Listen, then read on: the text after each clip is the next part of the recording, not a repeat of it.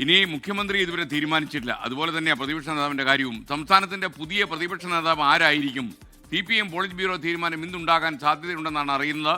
ഇന്നും PBയിൽ ചർച്ചയുണ്ട്.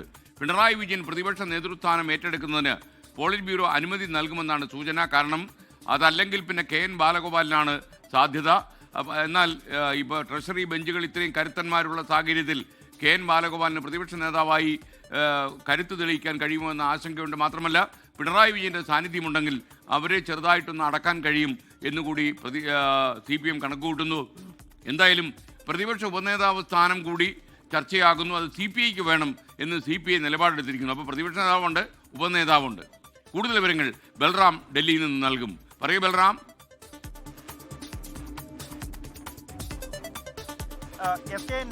മുഖ്യമന്ത്രി ആര് എന്ന കാര്യത്തിൽ ഒരാഴ്ചയായി സസ്പെൻസ് തുടരുന്നതിന് സമാനമായി തന്നെ പ്രതിപക്ഷ നേതാവിന്റെ കാര്യത്തിലും ഇതുവരെ തീരുമാനമായിട്ടില്ല. എന്നാൽ ആ ഒരു തീരുമാനം ഇന്നുണ്ടാകും എന്ന് തന്നെയാണ് പ്രതീക്ഷിക്കുന്നത്.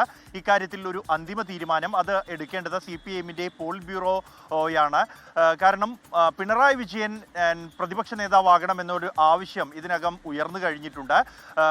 ഈ ഒരു ആവശ്യത്തിൽ തീരുമാനമെടുക്കേണ്ടത് പോളിറ്റ് ബ്യൂറോ ആണ്. കാരണം പിണറായി വിജയൻ പോളിറ്റ് ബ്യൂറോ അംഗമാണ്, ആ ഘടകത്തിലെ അംഗമാണ്. ഒപ്പം തന്നെ അദ്ദേഹത്തിന്റെ പ്രായപരിധി 75 വയസ്സ് പിന്നിട്ടിരിക്കുന്നു. ഈ പ്രായപരിധി നേരത്തെ പാർട്ടി നിശ്ചയിച്ചതാണ് പദവികൾ ഏറ്റെടുക്കുന്നതിന് വേണ്ടി. അത്തരത്തിൽ ഒരു ഇളവ് നൽകണമെങ്കിലും അത് പാർട്ടി നേതൃത്വം തന്നെയാണ് തീരുമാനം എടുക്കേണ്ടത്.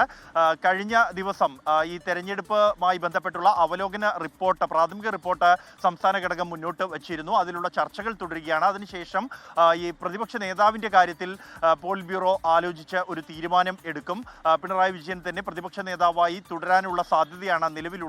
കാരണം ഭരണപക്ഷ നിരയിൽ പ്രമുഖരുണ്ട്, വലിയ സംഖ്യയുണ്ട്, 100-ന് മുകളിൽ സീറ്റുകളുണ്ട്. ഈ ഒരു പശ്ചാത്തലത്തിൽ കരുത്തനായ ഒരു പ്രതിപക്ഷ നേതാവ് തന്നെ വേണം എന്നൊരു നിലപാടാണ് പാർട്ടിക്കുള്ളത്.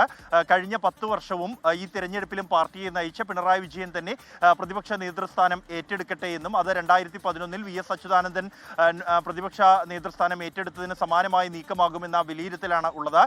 എന്തായാലും ഇക്കാര്യത്തിൽ ഔദ്യോഗികമായ തീരുമാനം ഇന്നുണ്ടാകും. ഒപ്പം തന്നെ തെരഞ്ഞെടുപ്പുമായി ബന്ധപ്പെട്ടുള്ള വിലയിരുത്തലുകൾ, ആത്മവിമർശനപരമായ വിലയിരുത്തലുകളും ഉണ്ടാകും. അതിലുള്ള ചർച്ചകൾ ഇന്നലെ ആരംഭിച്ചു കഴിഞ്ഞിട്ടുണ്ട്. പ്രധാനമായും എന്നാൽ വിശദമായ ചർച്ചകൾ നാളെ സംസ്ഥാന സെക്രട്ടേറിയറ്റും അതിനുശേഷം സംസ്ഥാന സമിതിയും ചേർന്ന് ബ്രാഞ്ച് തലങ്ങളിലുള്ള ചർച്ചകൾ പൂർത്തിയാക്കി ഈ മാസം 22-ന് ചേരുന്ന കേന്ദ്ര കമ്മിറ്റി യോഗത്തിൽ മാത്രമായിരിക്കും വിശദമായ ചർച്ചകൾ ഉണ്ടാവുക. SKN. ഓക്കെ.